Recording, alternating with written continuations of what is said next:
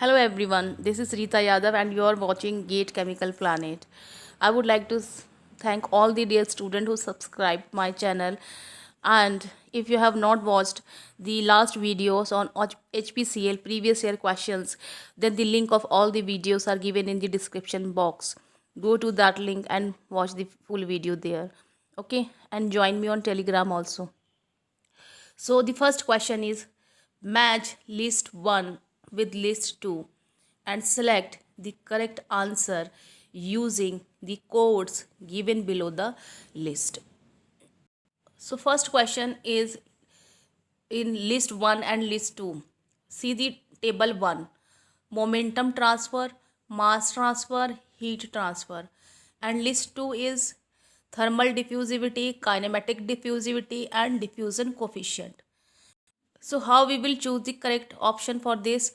As we all know that the diffusion coefficient we study in mass transfer, and thermal diffusivity we study in heat transfer.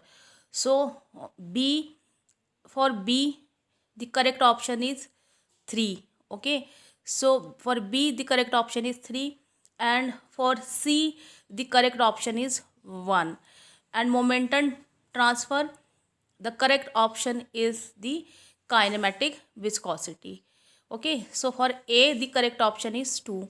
So for this, see this table 2 here, we have to choose the correct option here. So A is the correct option. Okay, A, B, C, D are given as a option here. So the correct option here is A. So now we will move on to the second question. In fluidization using perfect spherical particles, the operating range of fluidization velocity is.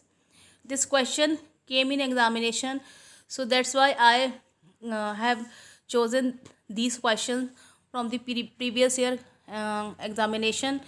These questions are something different for diploma students.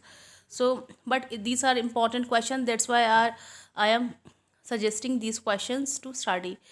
In fluidization using perfect spherical particles, the operating range of fluidization velocity is asked. The value of fluidization velocity is asked when spherical particles. Okay, so independent of particle size, greater for bigger particle size, greater for smaller particle size, or proportional to the square of the particle size. So student, in fluidization by using the perfect spherical particles, the operating range of fluidization velocity is greater for smaller particle size. So option C is correct for this question. So now we will move on next questions.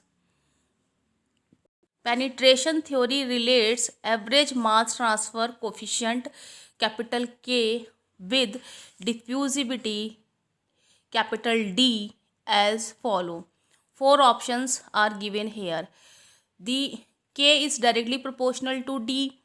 K is directly proportional to D to the power 1 by 2. K is directly proportional to D to the power 1.5, and K is directly proportional to D to the power 2 or D square. So here, according to the penetration theory, the average mass transfer coefficient capital K is directly proportional to D to the power 1 by 2. Okay, so option B is correct for this question. Now we are coming on fourth question also. The stripping factor is defined as. How we will define the stripping factor? Options are given: the product of slope of the operating line to the equilibrium curve and the equilibrium curve. So stripping factor is equal to the product of slope of operating line and equilibrium curve. B option is the reciprocal of the product of slope of the operating line and equilibrium curve. The ratio of the slope of the operating line to the slope of the equilibrium curve. And D option is the ratio of the slope of the equilibrium curve to the slope of the operating line. So student, stripping factor is equal to the ratio of the slope of the operating line to the slope of the equilibrium curve. Okay, so C option is correct for this question. Now we will move to the next question. If the selectivity of the solvent used in liquid extraction is unity, it means the value of selectivity is equal to 1 in case of liquid extraction, then what will happen? Any degree of separation of solute is possible. Only little amount of solute may be separated. No separation is possible, or none of these. So here in the question it is given that if the selectivity of the solvent in liquid extraction is unity. So if selectivity is equal to 1, okay, for liquid extraction, then only little amount of solute may be separated. Okay, the small amount of solute may be separated if the selectivity is equal to 1. So the correct option is B. Now we will move on question number 6. Which of the following method assume constant molar vaporization and overflow? Student, in this question there is a one correction. It is constant molar vaporization. Okay, constant molar vaporization and overflow. Okay, it is not moral, it is molar. Okay, so which of the following method assume constant molar vaporization and overflow? So student, here 4 options are given: the McCabe-Thiele methods, Ponchon-Sabrick method, enthalpy concentration method, and the plate absorption column. So as we all know that in case of McCabe-Thiele method, the constant molar vaporization and overflow works. So okay, so the correct option is A, McCabe-Thiele method. For McCabe-Thiele method, we assume constant molar vaporization and the overflow. Okay, so for sixth question, A option is correct. For 7th question, flooding results in. So flooding results in which thing? Low efficiency, high gas velocity, and none of these. So flooding always results in high gas velocity. So here the option C is correct. Okay, so student, if you have not watched my last videos on the HPCL series, then the link of all the videos are given in the description box. Go to the link and watch the full video there. And my video on short notes is also there, so you can also see short notes video.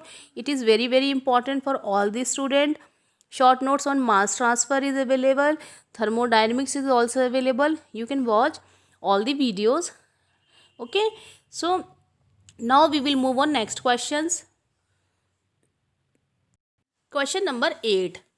Increased temperature increases the rate of extraction in solid liquid system due to what? Okay, so increased temperature increases the rate of extraction in solid liquid system due to what?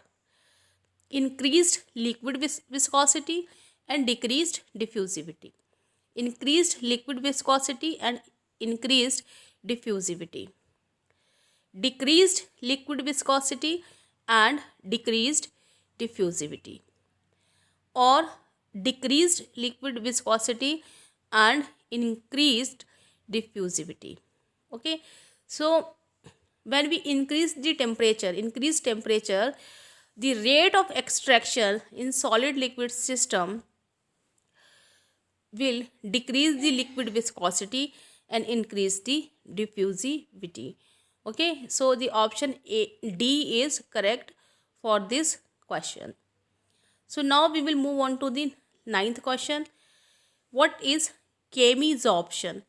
So chemisorption is asked in the question: an irreversible process, a reversible process, same as van der Waals adsorption, characterized by adsorption of heat. So Chemy's option is not same as van der Waals adsorption. Okay, and it is not characterized by adsorption of heat, and it is not a reversible process. Chemy's option is an irreversible process. So only correct option is A for this question. Okay, A is correct. Question number 10th. Ammonia is added at top of the distillation column because why ammonia is added at the top of the distillation column in industry? So to reduce the pH of water, to produce the salt, to increase the pH of boot water, or to maintain the purity of water or the purity of product. Here it is not water, it is not water, to maintain the purity of product. Okay, so basically ammonia is added at the top of the distillation column in industry to increase the pH of the boot water. Okay, so the option C is correct for this question, to increase the pH of the boot water. Okay, so that's why the ammonia is added at the top of the distillation column. These questions are very different. Okay, and these questions are very important for the examination purpose. These questions are also very important for other examination also. So if you are preparing for other examinations, okay, bar and other examination, okay, then you can also watch this series. This series is going to be very beneficial for all the students. They are preparing for gate examination also. Okay, one liner questions may come from this type of questions. Okay, so here I wind up this lecture, and thank you so much for attending my videos, and have a nice day, and please share comment on my video. Thank you so much.